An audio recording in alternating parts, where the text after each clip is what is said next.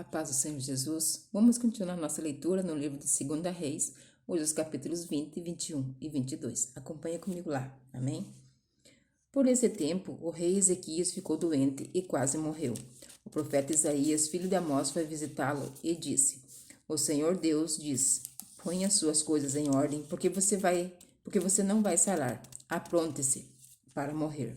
Então Ezequias virou o rosto para a parede e orou assim: Ó Senhor Deus, lembra que eu tenho te servido com fidelidade e com todo o coração, e sempre fiz aquilo que querias que eu fizesse. E chorou amargamente.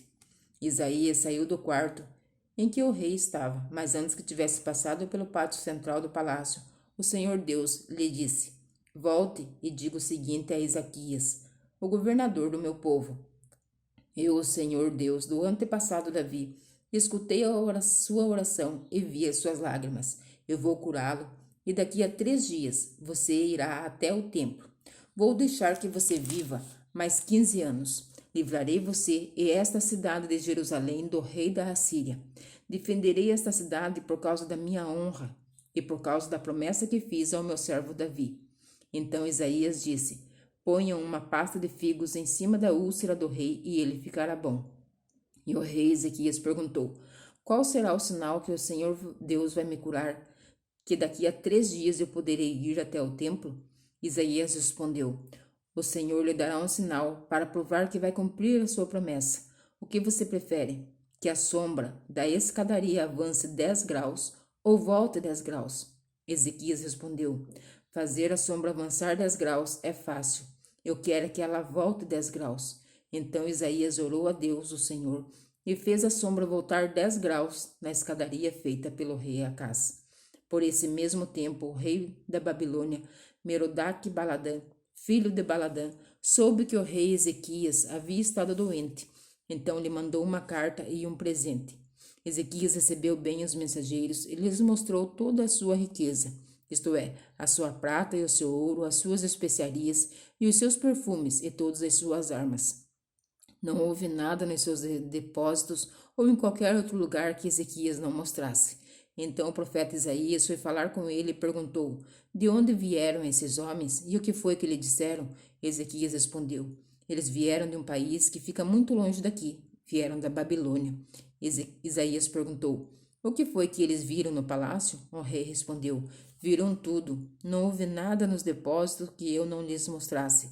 Então Isaías disse ao rei: O Senhor Deus diz que vai chegar o tempo em que tudo aquilo que está no seu palácio, isto é, tudo que os seus antepassados ajuntaram até hoje, será levado para a Babilônia.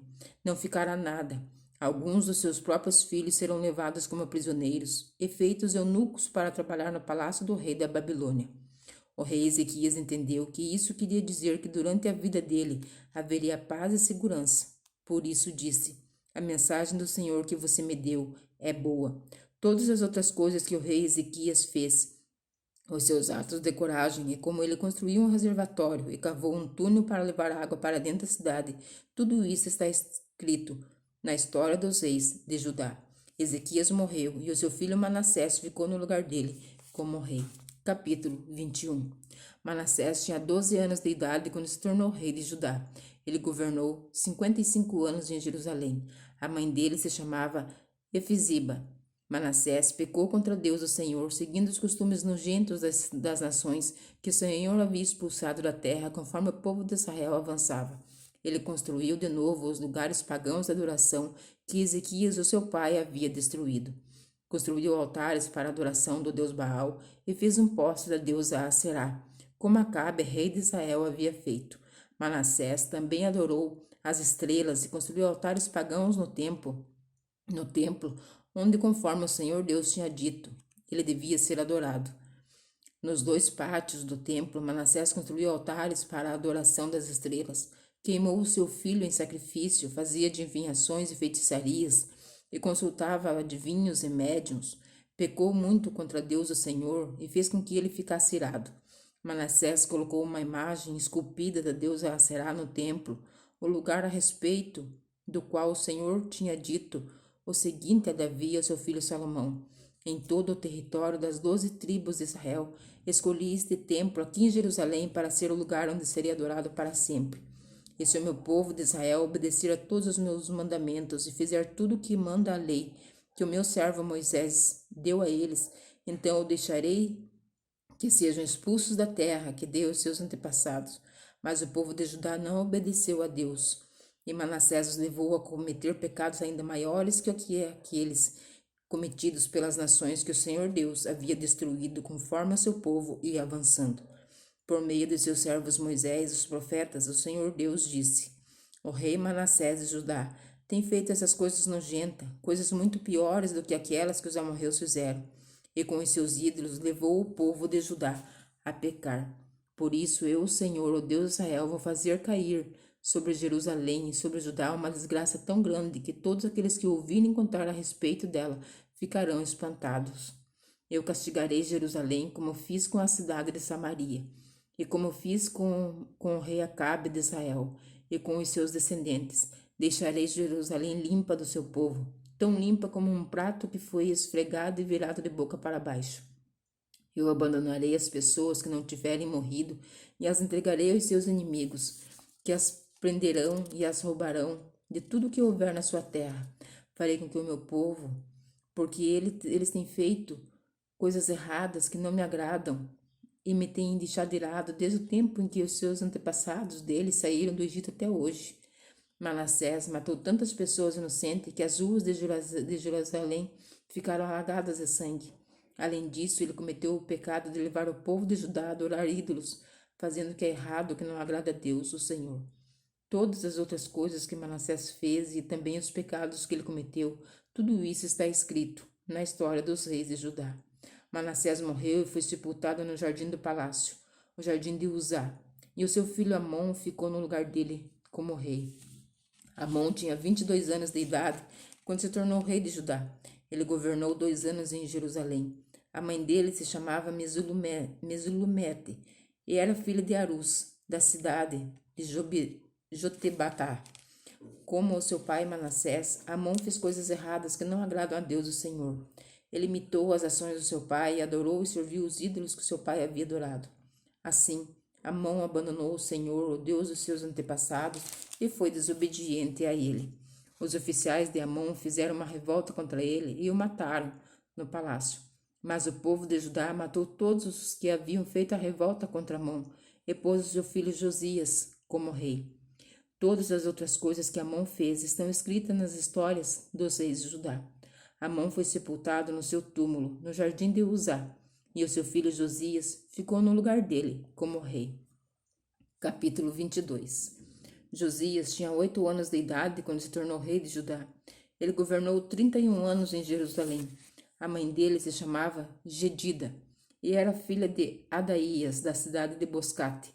Josias fez o que agrada a Deus, o Senhor. Ele seguiu o exemplo do seu antepassado, o rei Davi, e não se desviou nem para um lado nem para o outro.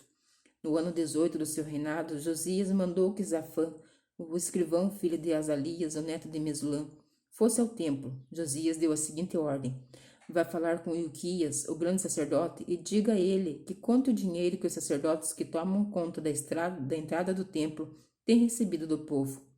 Ele que entrega esse dinheiro aos homens que estão encarregados dos consertos do templo.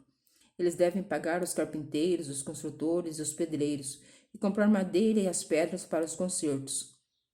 Os homens que estão encarregados dos concertos são honestos em tudo, e por isso não é preciso pedir que eles prestem contas desse dinheiro. Safã deu a ordem ao rei Ilquias, e este lhe contou o que havia achado, o livro da lei no templo. Ilquias lhe entregou o livro, e ele o leu. Depois, Safã voltou e contou ao rei o seguinte: os seus servidores pegaram o dinheiro que estava no templo e os entregaram aos encarregados dos concertos. E Safã disse também: tenho aqui comigo um livro que Ilquias me entregou. Ele leu o livro em voz alta para o rei. Quando ouviu o que o livro da lei dizia, o rei rasgou as suas roupas em sinal de tristeza. Então deu a Ilquias, o sacerdote, e a Icã, filho de Safã, e a Aquibor, filho de Micaías, e a Safã, o escrivão, e a Asaías, o servidor do rei, a seguinte ordem: vão consultar a Deus, o Senhor, por mim e por todo o povo de Judá a respeito dos ensinamentos desse livro. Deus está irado conosco porque os nossos antepassados não fizeram o que este livro manda. Ilquias, Aicã, Abidom, Safã e Asaías foram falar com uma profetisa chamada Ulda, que morava no bairro Novo de Jerusalém. O marido dela, que se chamava Salum, filho de Tiquiva e neto de Arás, era o encarregado da rouparia do templo. Eles contaram a Ulda o que havia acontecido, e ela lhes disse que voltassem e dessem ao rei a seguinte mensagem: Eu, o Senhor, o Deus de Israel, vou castigar a cidade de Jerusalém e todo o seu povo, como está escrito no livro que o rei leu. Eles me abandonaram e têm oferecido sacrifícios a outros deuses, e assim me fizeram ficar irado por causa de todas as coisas que têm feito. A minha ira se acendeu contra Jerusalém, e não vai se apagar. Eu, o Senhor, o Deus de Israel, digo isto a respeito do rei. Você ouviu o que está escrito no livro, e se arrependeu e se humilhou diante de mim, rasgando as suas roupas e chorando quando ouviu como ameacei castigar a cidade de Jerusalém e o seu povo. Eu vou fazer com que Jerusalém vire um lugar horrível de se ver, e o nome desta cidade será usado para rogar pragas. Mas eu ouvi a sua oração, e por isso, só depois da sua morte é que vou castigar Jerusalém. Vou deixar que você morra em paz. Então os homens levaram ao rei essa resposta. Amém. Que o Senhor Jesus continue abençoando a minha e a tua vida. E eu te espero amanhã para mais uma leitura diária da palavra do Senhor. Fique na santa e gloriosa paz do nosso Senhor Jesus Cristo.